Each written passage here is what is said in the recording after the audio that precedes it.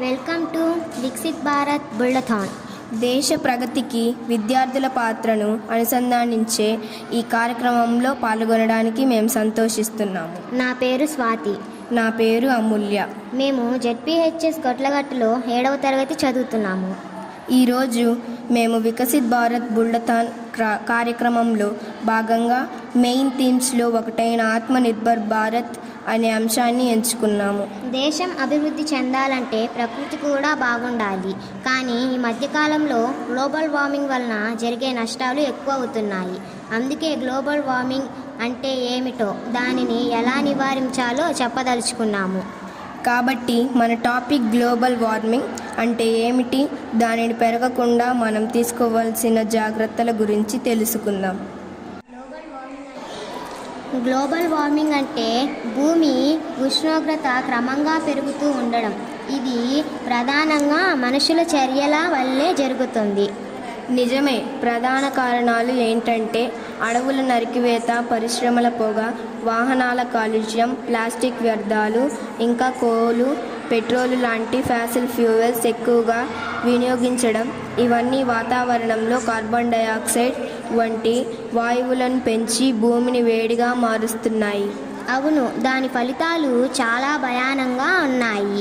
గ్లేసియర్లు కరుగుతున్నాయి, సముద్ర మట్టం పెరుగుతుంది, ఎండలు, కరువు, వరదలు అనేవి పెరుగుతున్నాయి. రైతులకు సకాలంలో వర్షాలు రావడం లేదు. జంతువుల జీవనం కూడా ప్రమాదంలో పడుతుంది. అంతేకాదు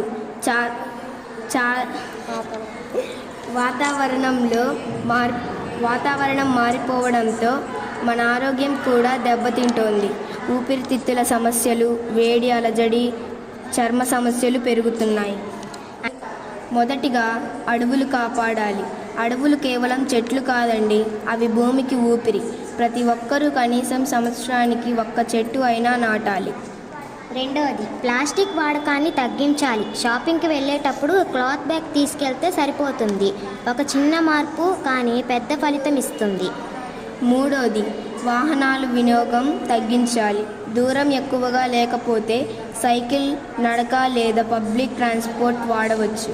దీనివల్ల కాలుష్యం తగ్గుతుంది, ఆరోగ్యం బాగుంటుంది. ఇంకా ఇళ్లలో వదిలివేసిన లైట్లు, ఫ్యాన్లు ఆఫ్ చేస్తే కరెంటు ఆదా అవుతుంది.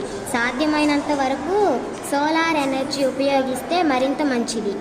స్కూల్స్ కూడా పర్యావరణ క్లబ్బులు ఏర్పాటు చేసి చెట్లు నాటడం, పరిశుభ్రత కార్యక్రమాలు, అవగాహన ర్యాలీలు నిర్వహించాలి. సరిగ్గా. మనం విద్యార్థులాగా ఇలాంటి పనుల్లో పాల్గొంటే పెద్దవారు చూసి మారుతారు. చిన్న చిన్న చర్యలు కూడా భూమిని రక్షించగలవు.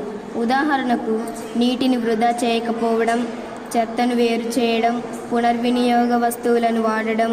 ఇవి అన్నీ మన చేతుల్లోనే ఉన్నాయి. ప్రపంచం మారడానికి ముందుగా మనమే మారాలి. భూమి మన ఇల్లు మనమే కాపాడాలి. ఎంతో బాగుంది. చివరిగా మనమిద్దరము సందేశం ఇద్దామా? అవును, ప్రకృతిని కాపాడండి, భవిష్యత్తును రక్షించండి. భూమి మనం పొందిన బహుమతి కాదు, మన తరువాత తరాలకు మనం ఇచ్చే వారసత్వం. మనమందరం మారితే ప్రపంచం మారుతుంది.